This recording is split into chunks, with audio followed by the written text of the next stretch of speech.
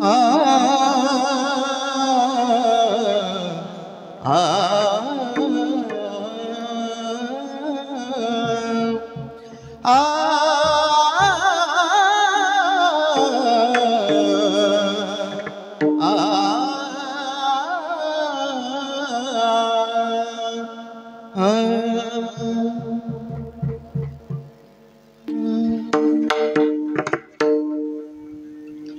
हरि प्राप्ति सी उपाय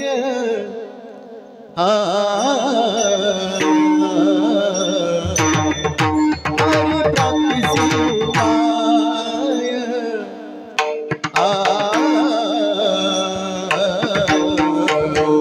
हरि प्राप्ति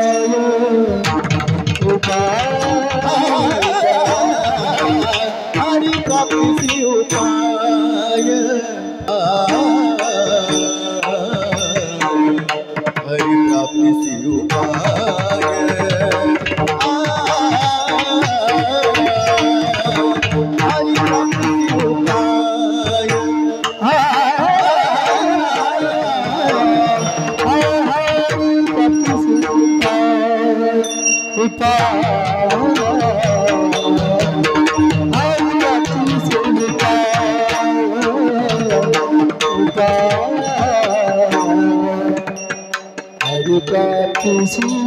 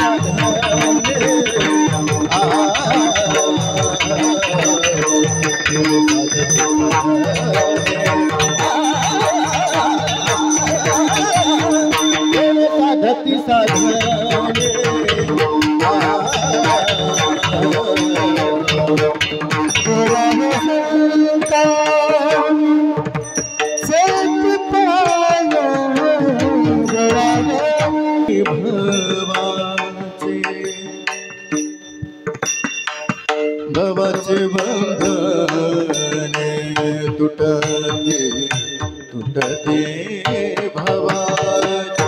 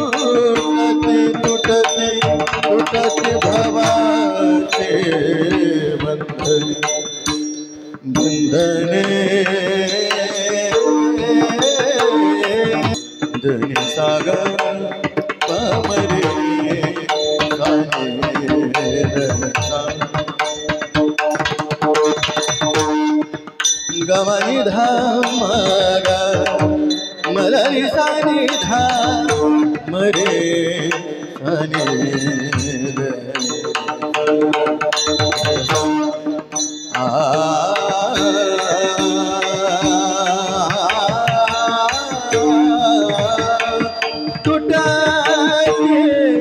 टूटते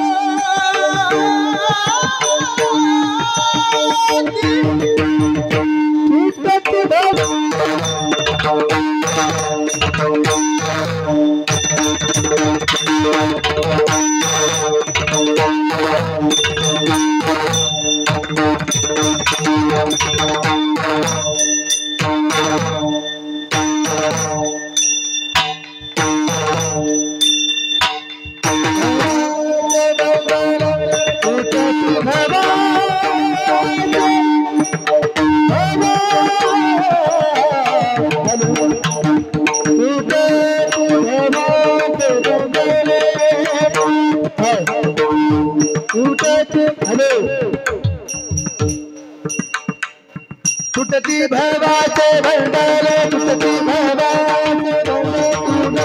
भवाचे भंडारे तुटती तुटती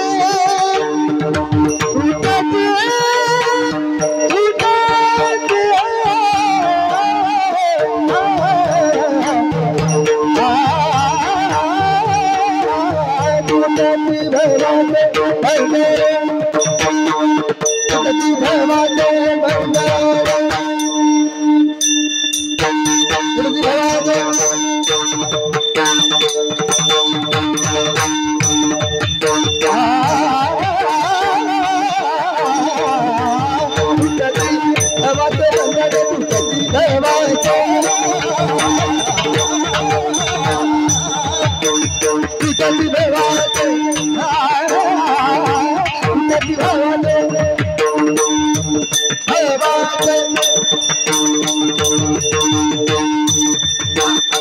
तुटती भवाचे भंडारे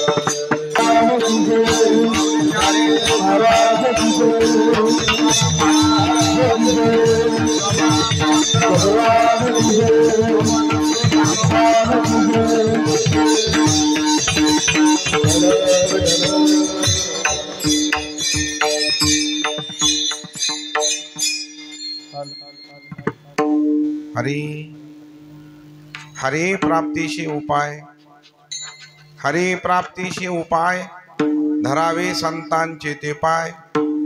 येणे साधती साधने तुटती भवाची बंधनी. संता बिन प्राप्ती नाही आईशी वेद देती ग्वाही. येणे साधती साधने तुटती भवाची बंधनी. एका जनार्दनी संत पूर्ण करीती मनोरथ. येणे साधती साधने तुटती भवाची बंधनी.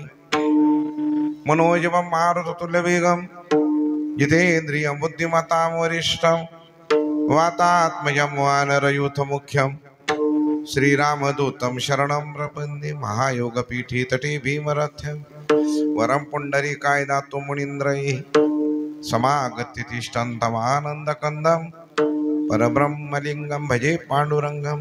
पांडुरंगा करू प्रथम नमन. दुसरे चरण संतांची त्यांच्या कृपादानी कथेचा विस्तारू बाबाजी सद्गुरुदास तुका आता हृदय ही आपुली चौफाळून या भली वरी बैसो पावली श्री गुरूंची जयांचे केली आस्मरण होय सकळ विद्यांचे अधिकरण तीच बंधू श्री चरण श्री गुरूंचे. ओम नमो ज्ञानेश्वरा. पुढे सारखा पुढे या पुढे या पुढे या.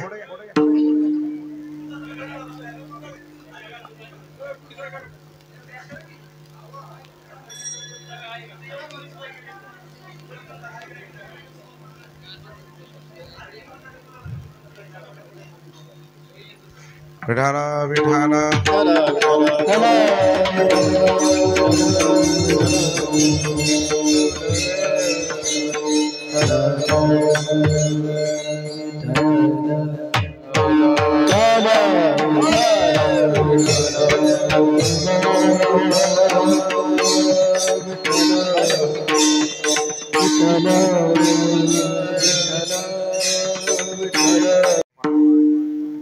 धरावे संतांची ती पाय येणे साधती साधने तुटती भवाची बंधनी.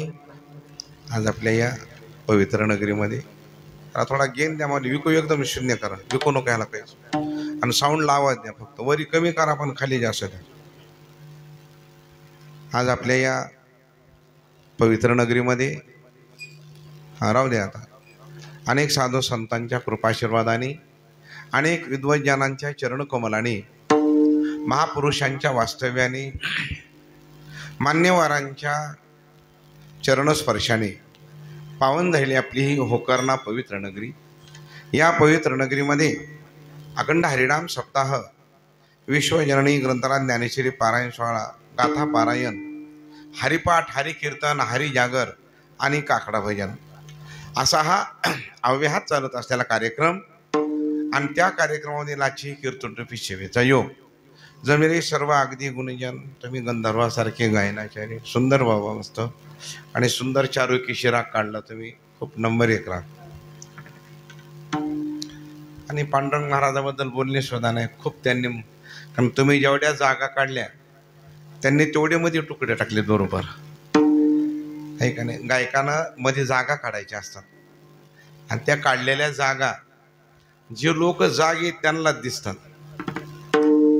झोपलेल्या लोकांना ह्या जागा दिसत नाहीत. तुम्ही जमिरे सर्व परीक्षेती सारखे श्रोतेगण आणि समस्त संतजनाबाईसारख्या माता भगिनी जमिरे आणि आज कीर्तनाचे जे यजमान आहेत त्यांनी स्वतंत्र कार्य घेतलेलं आहे आजचं आणि चांगली पद्धत आहे महाराजी ज्याची त्याला कोणी मृदंग वादक कोणी गायक कोणी कीर्तनकार ही पद्धतशीर जर घेतलं तो कोणाचेच कोणावर ताण येत नाही कार्यक्रमाचा आणि कार्यक्रम काय होतो सरळ मार्गाने होतो. विठाला विठाला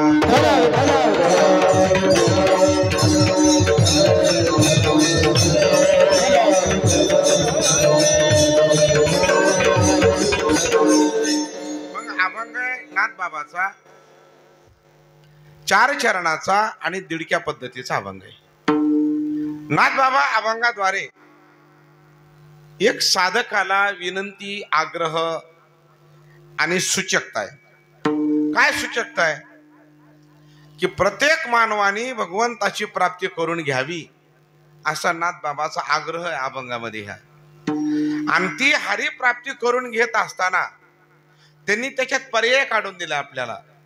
तुम्हाला भगवंताची प्राप्ती करून घेणं गरजेचं आहे आणि ती प्राप्ती कुणाकडून करून घ्यायची असेल तर ते पर्याय काढलेत. धरावे संतांचे ते पाय. एवढंच नाही तुमचा भगवंताची प्राप्ती होईल पण काही साधकांना सांगितलं नाथ महाराज अनादी कालाचा जे संसार आहे आमचा याची काय व्यवस्था आहे. महाराज म्हणले त्याची सुद्धा काळजी करू नका. येणे साधती साधने आणि तुटती भावाची बंधने तिची अडचण नाही. बरं महाराज आता तुम्ही आम्हाला संताच्या प्राप्तीसाठी आणि भगवंताची प्राप्ती करून घ्या म्हणतात संताच्या मार्फत. की तुम्हीच सांगतात का अजून कोणी सांगतं? महाराज सांगतात सर्वश्रेष्ठ आज आपल्याकडे काय आहे? वेद आहे. आणि वेदानं सांगितलं संता विन प्राप्ती नाही, अनायशी वेद देती ग्वाही. वेदानं सांगितलंय की तुम्हाला भगवंताच्या प्राप्तीचा मार्ग संताशिवाय पर्याय नाही. पण महाराज तुमचा अनुभव काय? महाराज म्हणले माझा अनुभव असा आहे की माझी परिपूर्णता त्यांनी करून दिली. एका जनार्दनी संत आणि पूर्ण करीती मनोरथ. विठाल विठाल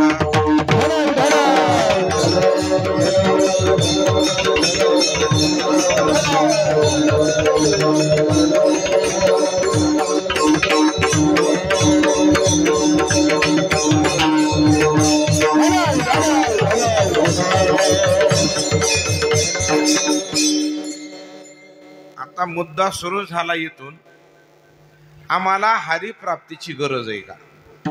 तिथून सुरू करा महाराज तुम्ही आम्हाला. बर, पहिली गोष्ट तो हरी कोण आहे नेमका? आम्हाला काय दिसतंय का तो डोळ्यानं? आणि जर डोळ्याला दिसत नसल तर त्याची अपेक्षा आम्ही काय म्हणून करायची? ज्याला डोळ्यानं दिसत असल त्याची अपेक्षा करावी. डोळ्यालाच कधी दिसला नाही, आम्ही ते कधी अनुभवला नाही, आणि त्याच्या प्राप्तीवर आम्हाला काय गरज आहे? महाराज म्हणतात त्याचं कारण असं आहे. पहिली गोष्ट विको झालाय, घाला वरच कमी करा करण्यात थोडा आवाज, ते रिटर्न मागे यायला लागलं. विठाल विठाल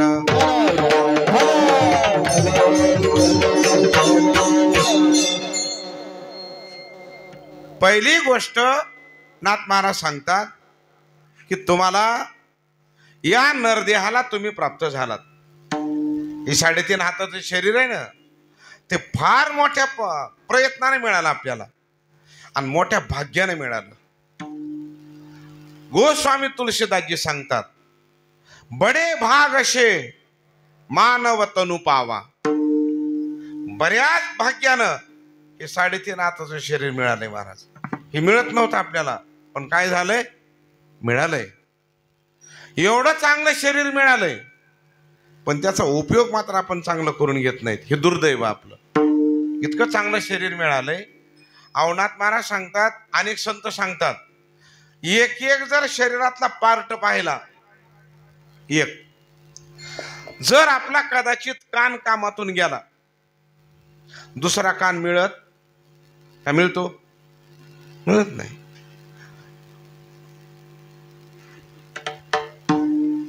गेलंच हे नाक, दुसरं मिळत नाही मला, दुसरं मिळूच शकत नाही.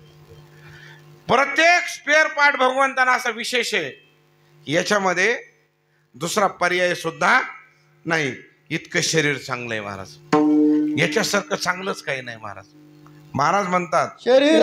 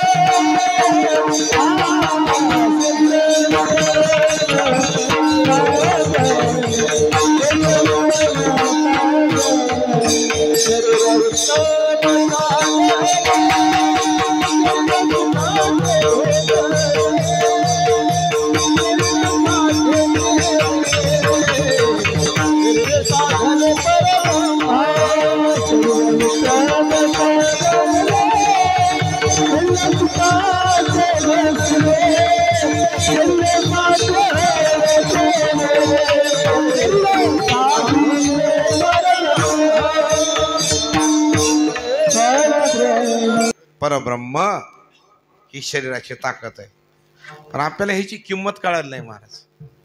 मग बारकाई आहे ना बघा तुम्ही, आपण एवढ्या शरीराचा दुरुपयोग करतो. किती सुंदर तोंड दिलंय आपल्याला, किती सुंदर आहे महाराज. सकाळी ह्याला मेंटेनन्स करायला अर्धा तास लागते. सकाळी तोंड धुवायला किती तास लागतो? अर्धा तास. एवढं कोलगेट, ब्रश, बकेट भर पाणी, आणि मग आपलं हे सुंदर तोंड होतं महाराज. आणि एवढ्या सुंदर तोंडाचा एका क्षणामध्ये आपण खराबा करून टाकतो.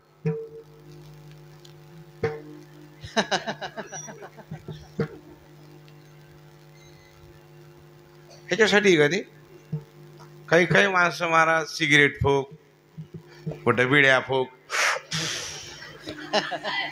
हे बिड्या फुका दिले का? ही मी म्हणलं बिडी वाढू नका, त्याला राग आला. ते म्हणला महाराज तुम्हाला बिडीचं महत्व माहित नाही. ते मला म्हणलं बिडीचं महत्व. म्हणलं कस काय? त्यानं महाराज बिडीचा श्लोक म्हणून दाखवला मला. धूम्रपानम शतगोदानम एक एक झुरका गंगा स्नानम टाकडम टुकडम स्वर्ग स्नानम आणि अख्खी बिडी मोक्ष स्नानम म्हणला ते. आणि म्हणलं गांग्या वैकुंठ स्नानम. चांगलं तोंड आहे हो, तोंड चांगलं आहे, पण खराबा करू नका. एक दात पडला होता. मी मोटरसायकलवर जाताना कीर्तनाला एका भजने आम्ही दोघंही पडलात. दुर्दैवानं त्याचा दात पडला. ते भजन्या म्हणला महाराज दात पडला पण तुमच्यामुळं पडलाय. म्हणलं हे बी सत्य आहे. मला बसवून द्या मला मग आता दवाखान्यात. म्हणलं मी देईल पण सीझन सुरू होऊ दे ना. बरं आपल्याला पैसा मग आता काय? त्याला म्हणलं सीझन सुरू होऊ दे ना. बरं मला तसं करा. सीझन सुरू झाल्यावर आलं ते चैत्रात. म्हणला महाराज झाला की सीझन सुरू? म्हणलं हो झालं झालं. चल म्हणलं हॉस्पिटलला. त्याला दवाखान्यात नेलं. म्हणलं साहेब ह्यांना दात बसवायचा आहे. पडला एक. बसतो ना म्हणजे दात, काय अडचण नाही. किती लागेल? काही नाही म्हणले 10,000 खर्च येईल. किती? अख्खा सप्ताह गेला ना त्याच्यात माझा. मला वाईट एक वाटलं, काहीच वाईट वाटलं ना, पण एक वाईट वाटलं की एक दात पडल्याला 10,000 घेतात हे. पण काय त्या मालकाचे उपकार आहेत आपल्यावर. 32 दिलेत, 32 फुकट. एक सुद्धा रुपया घेतला नाही त्यानं आपल्याकडून. आणि 32 दाताचे 10च्या हिशोबानं जर हिशोब केला माऊली, 3,20,000 रुपयाचे दात आहेत तिचे आपल्याकडं. किती दात? 3,20,000 एवढे त्यानं दात दिलेत, तरी पण आपण त्याला दात देत नाही. काय मगरुरी आपली महाराज, हे का नाही? भजन करणार नाहीत, हा टाळ्या वाजवणार नाहीत. मी तर वाजवा म्हणीत बी नाही कोणाला. मी नाही म्हणे टाळ्या वाजवा कोणाला. लोकांना राग यायलाय. आता बोलणं अवघड झालंय महाराज. मग बोलू नये आता कोणाला. लय बेकार झालो महाराज. देवगते महाराज. अहो मी एक जणाला स्वर गेलता म्हणलं कीर्तनात चाल म्हणताना त्याचा स्वर गेला. म्हणलं बाबा तुमचा स्वर गेला बरं का. पण त्याला राग आला. एवढ्या लोकात म्हणल्यावर. मग ते गावातली प्रतिष्ठित मोठे माणसं, वर्गणी त्यांची जास्त सगळ्या सप्त्याला. आम्ही स्वर गेला म्हणलो. त्याला राग आला. त्यांनी टाळ ठेवला आणि घरी गेले. गेले ते गेले. म्हणलं आपल्याला काय जोय गेला. हीच गाव का तीच गाव? जोय गेला 40 गाव. तिकडे जाऊन गेलं ते राग राग. नाही म्हणलं गेला ते गेला. पण ते कीर्तन झाल्यावर लोक म्हणले महाराज तुम्ही त्यांना कशाला स्वर गेला म्हणलात? अहो गेलता म्हणून म्हणलो. महाराज त्यांचा स्वर जाऊ द्या, पण तुमचं पाकिट त्यांच्याकडे नाही. आता डिझेलला अवघड आहे महाराज. लय कठीण आहे महाराज. बोलणं बी अवघड झालंय महाराज. त्याच्यामुळे मी टाळ्या वाजवत सुद्धा म्हणे नाही आता कीर्तनामध्ये. मी म्हणत होतो पहिलं. एकदा म्हणलं टाळ्या वाजवा. ते म्हणला तुम्ही पैसे घेतात तुम्ही वाजवा. कुठं डोस करा ताण करा येणार करा. लय अवघड झालंय खेळ. त्याच्यामुळे बोलणं सोडून दिलं आपल्याला. उलट बस वाचलं बसा, मांड्या घालो वाटल्या घाला. नाही पाय माझ्याकडे लांबवा. काही मला ताण नाही त्याच्यावरून. नाही झोपा. जे इटल जाहिरा तुम्हाला उठितो. नाहीतरी झोपीतले माणसं उठीन माझा खानदानी धंदा आहे. जगजोगी जगजोगी जाग जाग बोलती. त्याची बी काय अडचण नाही. पण मी काहीच आणि आज मस्त एक मला आवडलं बाबा, सगळे बले काही असू द्या, पण आज तरुण पोरं जे आलेत ना महाराज, तरका भाग्यवंत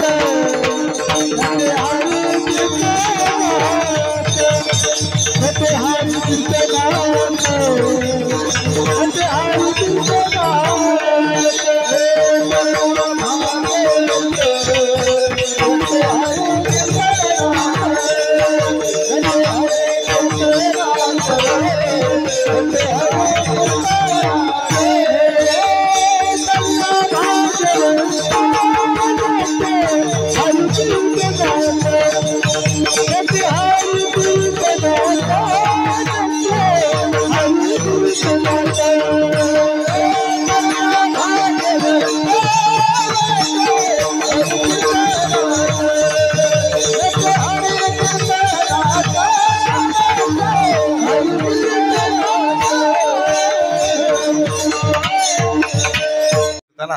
बेस्ट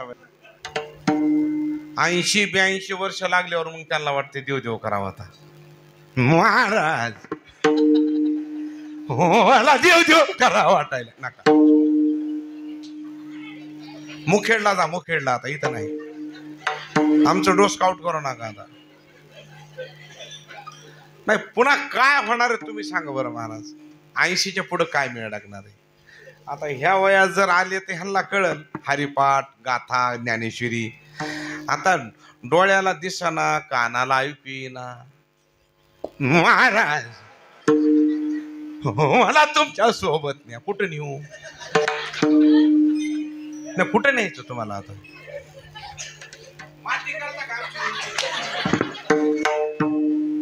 येड्याचा बाजार आपला. आणि भानगड काय होती महाराज, ज्याला डोळ्याला कमी दिसतंय त्याला लग्नाच्या वाराती लय बघायचा ना. डोळ्याला दिसत नाही आणि डब डब वाजलं काय वाजायलंय म्हणलं वरात आहे मला बघा वाटायली. माराना घरात दिसाना डोळ्याला पण लय ना दिसाना, बसाव घरामध्ये पण लय ना. आणि पुन्हा सप्त्यात यायचा नाद, माईक घ्यायचा नाद. ए लाऊडस्पीकरवाल्या माईक दे, बरं माईक घ्या. बरं हरिपाठ तरी म्हणता यावा का नाही. कधीच इकडं आले नाही आणि पुन्हा म्हणायचा नाद हरिपाठ, आणि मग सगळं चूक म्हणणार. नाम मंत्र जप कुठं जाईल पाप. तुमच्याच घराकडे घेऊन जा म्हणलं ते आता. आता आमच्याकडे काय आहे ते कुठं जाईल पाप. असला येडा कारखाना काय उपयोग आहे ते. ज्या वयात परमार्थ करायचं त्याच वयात करा महाराज. हे लय अवघड आहे बाबा परमार्थ. असं तुमच्या तरुणाचं काम आहे महाराज परमार्थ. धाड धाड धाड हे पोरं काटाळत नाहीत काय नाही, 12 बाजू ते हालत नाहीत महाराज. आणि इकडं 70च्या पुढले गेलं.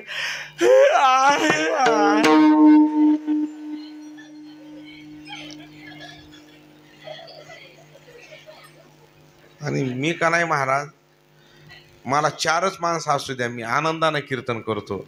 मला आळणी तोंडाची माणसं पटत नाहीत.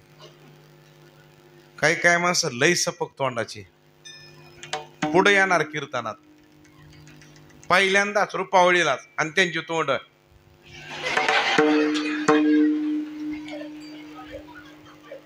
कोणी काही मिळलंय काय तुमच्या घरामध्ये. फ्रेश राहा ना जरा थोडं. किती आनंद आहे महाराज, किती मोठ्या मोठ्या पंक्तीत गावभर. कसला आनंद आहे महाराज येते काय का नाही. पूर्ण भंडारा गावचे गाव, सगळं गाव भोजन करायला. हे टाळकरी वादक गुणजन मंडळी, आळंदीहून आली मंडळी. किती आनंद आहे महाराज. तुम्ही गोड गातात बाबा हे का नाही. किती सुंदर आहे बरं. आणि एवढ्यामध्ये जर ते उदास असतील तर तरी बरेच जण. मी सप्त्यात एक जणाकडे म्हणलं राम राम रे, अरे मरतोस का म्हणलं पांढरे. फ्रेश राहणं जरा, फ्रेश फ्रेश राहत जा महाराज. मी कधी महाराज माझ्या आयुष्यात मी उदास झालो नाही कधी, देवा शपथ नाही मला. किती मोठ्या आपत्ती आल्या पण मी उदासच झालो नाही. फ्रेश काय नाराज व्हायची एवढे मस्त देवासारखे माणसं आहेत महाराज.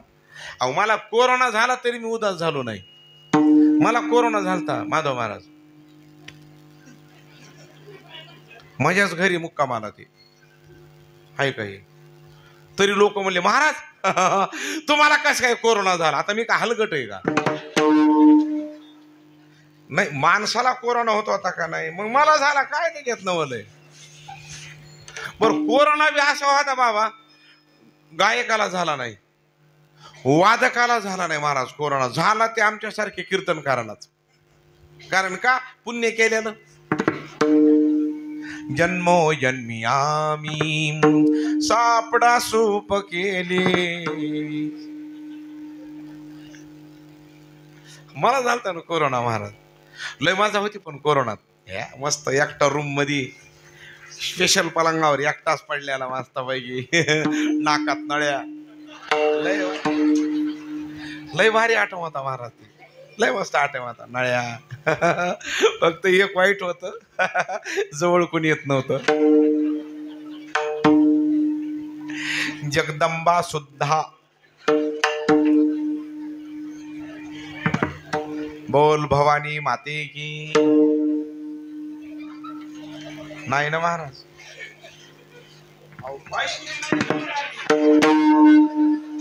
काय सांगा तुम्हाला महाराज. आणि माझे कोरोनानं कमी हाल झाले, घरच्या लोकांनी जास्त केले. कारण जवळ बी येणार आणि भाकर बी देणार. आणि जरी करता भाकर आणली तरी दारातून टाकायचे, कमॉन टॉमी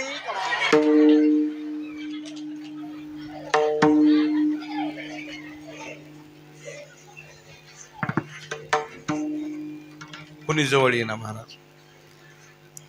पोरं गेले, सुना गेल्या, जाई कोणी जवळ आलं. फक्त बायकोला म्हणलं मी एका दिवशी, म्हणलं हे बघ सगळी गेले सोडून, पण तू तरी थांब म्हणलं. नाही माय, तुमचं काही खरं नाही आता.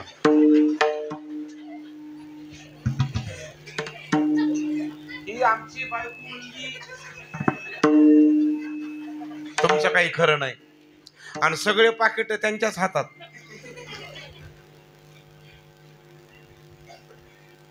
मग मात्र बायकोला म्हणलं हे बघ,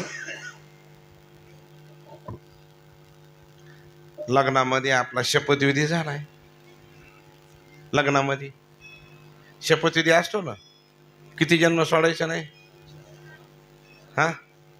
7 जन्म. आणि त्या होमाला फेऱ्या सप्तपदी, 7 फेऱ्या मारायच्या होमाला, आणि किती जन्म सोडायचा नाही असा शपथविधी असतो. बायकोला म्हणलं आपला शपथविधी झालाय, आपण 7 जन्म एकमेकाला सोडणार नाही. बरं तेव्हा तर आपण दोघांनी एकदा फेऱ्या मारल्यात, पण तू मात्र दर वड सावित्री पौर्णिमाला त्या वडाच्या झाडाला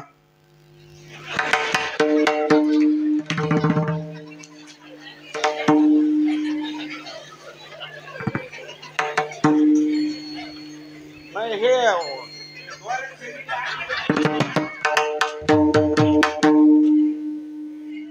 काय अवघड आहे की काही खरं नाही.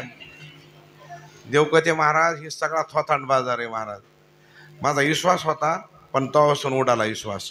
जन हे सुखाचे तिला घेतलाचे, जन हे सुखाचे तिला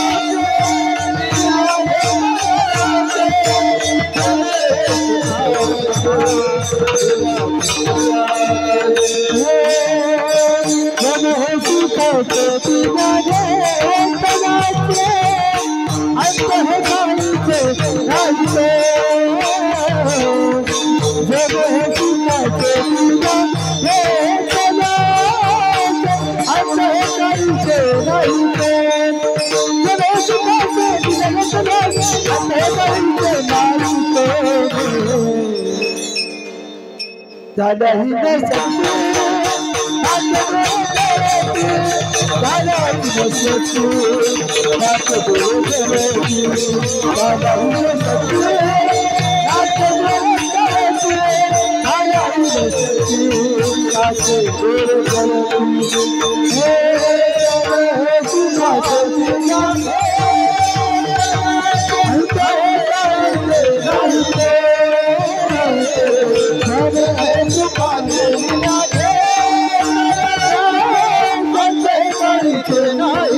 विश्वास असतो तर द्या, नाही तर वापस न्या म्हणलं. काय कुठं डोसक्याला दान करायला ना करा.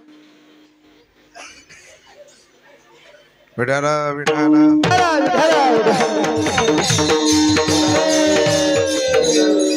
बाईसाहेबच्या रुसल्या नेट महाराष्ट्रात आल्या. डायरेक्ट पंढरपूर. रुक्मिणी रुसली दिंडीरवनात बसली, चला जाऊ पोसायला. जे मातोश्री आल्या द्वारकेवरून आल्या आणि महाराष्ट्रात आल्या. कौंडण्यपूर त्यांचं विदर्भातलं माहेर. पण बाई म्हणली माहेरात महाराष्ट्रात येईल पण बापेच्या घरी जाणार नाही. नेट पंढरपूरला दिंडीरवानामध्ये. भगवान म्हणले जाऊ द्या आता, काय त्याला एवढं कुठं आता. पण नेमके नारद आले घरी. नारद नारायण. भगवान आईसाहेब कुठे आहेत? भगवान म्हणले बाहेर गेल्यात. आता सुरुवातीला कशाला माणूस सांगल भांडणं झालंय म्हणून. नारद म्हणले असं आहे का, मग केव्हा येतील? येतील संध्याकाळी. बरोबर येऊ द्या. मग थांब, तुम्हाला दर्शन घ्यायचे त्यांचं. तेव्हा ते बी बसले येऊन तिथंच. आल्याच नाहीत त्या. नारद म्हणले भगवान आईसाहेब रात्री बी नाही आल्या, सकाळी येत्या नारदा. मग करतो मुक्काम आता. तिथंच मुक्काम. भगवान सकाळी बी आले नाहीत आईसाहेब. मग भगवान म्हणले आता ह्यांना खरं सांगितलेलं बरं. ते म्हणले नारद